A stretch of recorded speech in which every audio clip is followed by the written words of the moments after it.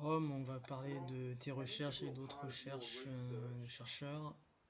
On regarde des actes, des statuts, des régulations.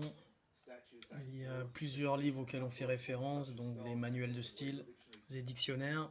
Donc pour donner les références à ceux qui regardent, tu peux nous donner des livres, ceux que tu penses qui sont les plus utiles et le plus intéressants.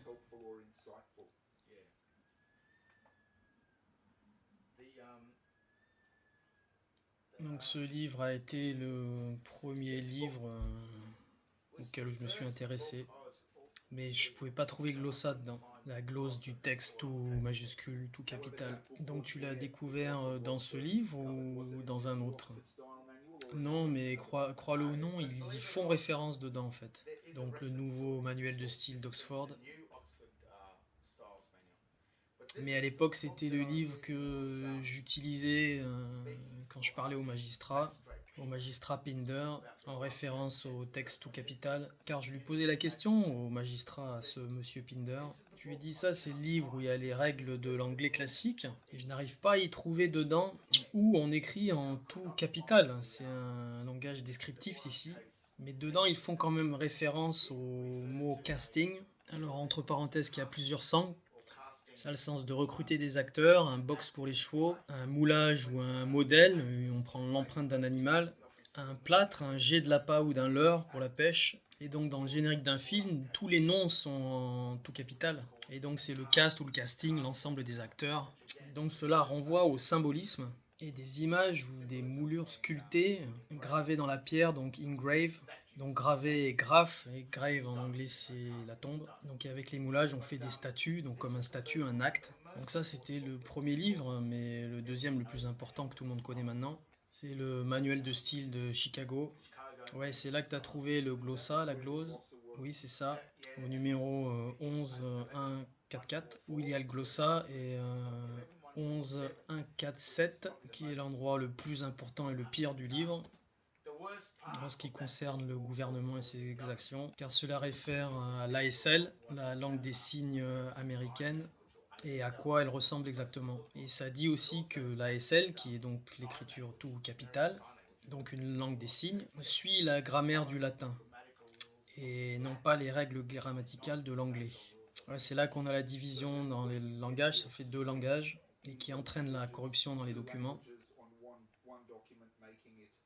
Oui, alors c'est bizarre si tu vas sur internet et que tu tapes latin ancien ou vieux latin, car c'est la langue officielle du Vatican, toujours, hein. Et donc tu vas remarquer quand tu vois le latin ancien, vieux latin, regarde les inscriptions et de comment c'était écrit. Donc c'est toutes les lettres en majuscules, tout capital, mais entre chaque mot il y a un petit triangle qui est gravé, une marque ou un petit cercle. Donc il y a une marque entre les mots. Donc là, on lit New Oxford Style Manual. En vieux latin, tu auras New plus la marque, Oxford plus la marque, Style plus la marque. Mais il n'y aurait pas de marque donc après Manual. Donc ce qui joint les signes ensemble, c'est la marque entre les signes. Donc ça, c'est le vrai vieux latin. Et donc en anglais, c'est pareil, sauf qu'il y a un espace entre les deux mots à la place. Et c'est cet espace qui fait la jointure entre les deux mots. Alors qu'un espace et un point, on appelle une période, ou deux espaces constituent une séparation entre les mots. Donc si tu as une phrase et que tu arrives à la fin de la phrase, tu peux mettre un point et un espace, ou tu peux mettre deux espaces. Et ça, on le retrouve sur l'acte de naissance, où tu as tes prénoms, et ils mettent deux espaces en fait. Et ça, c'est une autre arnaque qu'ils font. Et ça, avant qu'ils mettent le nom. Donc ça casse la juridiction entre les deux, ça casse la phrase. Entre parenthèses, sur l'acte français, il y a peut-être un problème de virgule entre les prénoms et le nom. Donc le vieux latin est bien la langue du Vatican. Et ensuite, tu as l'anglais qui est la langue officielle de la common law. Et ce que le latin de chien ou le latin de cuisine est, c'est la corruption de l'anglais et de son style, de sa grammaire. Car ils ont enlevé les marques entre les mots. Donc on lit plusieurs phrases en fait, New, Oxford, Style, Manual. Et même en dessous, en plus petit, c'est la présomption que ça dit, le livre de référence auquel on a le plus confiance. Mais dans les vrais faits, Grammatiquement, on lit the, ensuite world's, most et trusted comme des phrases séparées. Ensuite, référence et books. Et ces signes ne sont pas reliés entre eux. Et ça, c'est la corruption dans le texte. Donc c'est le latin de cuisine, dog latin en anglais, ou le latin débasé.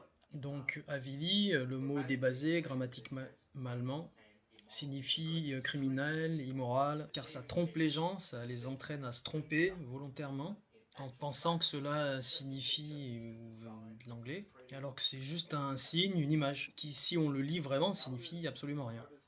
Donc c'est quoi la différence entre le dog latin, le latin de cuisine, visuellement, avec le vieux latin? Si le vieux latin est la langue légitime du Vatican, ou la forme légitime du latin en général. Oui, la différence c'est juste la ponctuation entre les signes. Mais dans la langue des signes américaine, eux ils utilisent le tiret. Donc c'est ce que le manuel de Chicago de style précise. Donc c'est le même style, c'est une marque.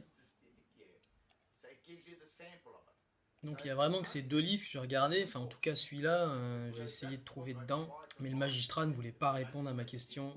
Et 7 ans plus tard, avec l'aide de Rohan Lorian, donc moi que je savais que c'était dans ces deux livres-là, avec aussi peut-être le manuel de style de Pittsburgh. Et la raison pourquoi je suis allé près du manuel de style de Pittsburgh, c'est parce que j'ai remonté les années et l'histoire depuis Justinien et les empereurs romains. Donc la lignée des États-Unis, on commence vers les années 1200. Il y a un truc qui s'est passé vers 1250 avec le pape. Oui, cette lignée a finalement échoué en Suisse. Et ce qui est étrange, hein, car la Suisse maintenant est là où il y a la Banque mondiale. Ensuite, une famille d'eux bougeait de la Suisse vers Pittsburgh. Pour ceux qui connaissent Pittsburgh, hein. Pitts, c'est le trou, une antre. Donc cette lignée est devenue contrôleur des États-Unis. Donc c'est la lignée 200 hein, qui est juif, suisse, allemande. Et la raison que je pense que c'était eux, parce que les Pittsburgh, c'est là qu'ils ont créé l'université d'Yale. C'est eux qui enseignent la grammaire, l'art et les signes, la grammaire. Donc dans cette université et d'autres universités. Donc l'université d'Yale est à Pittsburgh. C'est de là que sortent les présidents des États-Unis, qui sont vraiment les présidents de la banque. Et c'est de là que sortent aussi tous les gros banquiers des États-Unis. Ils viennent tous de Yale, c'est le collège, l'université où ils enseignent cela. La science et l'art, la grammaire, des signes et de l'anglais. Est-ce que tu fais référence au Skull and Bone? Oui, la société Skull and Bone est juste en bas de la rue de l'université. C'est pas sur le campus, mais peut-être deux rues plus loin. Et donc c'est la société secrète, les Illuminés, donc les Illuminés ou Alumni de Yale. Donc à la fac, vers les années 1800, ça a commencé.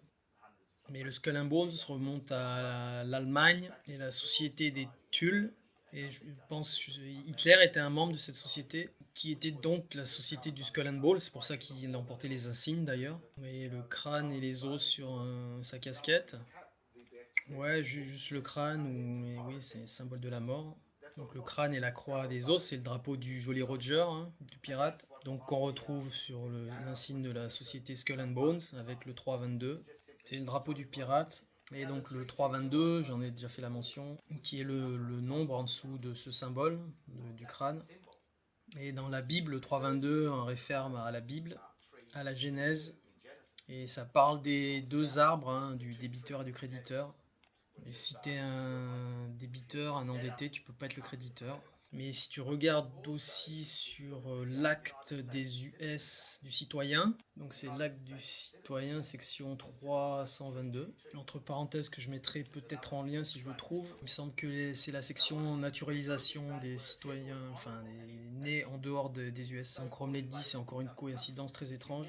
Et on peut dire quelque part que Hitler a été honorable quand il a prétendument envahi ces pays, car il portait le symbole de pirate sur son uniforme.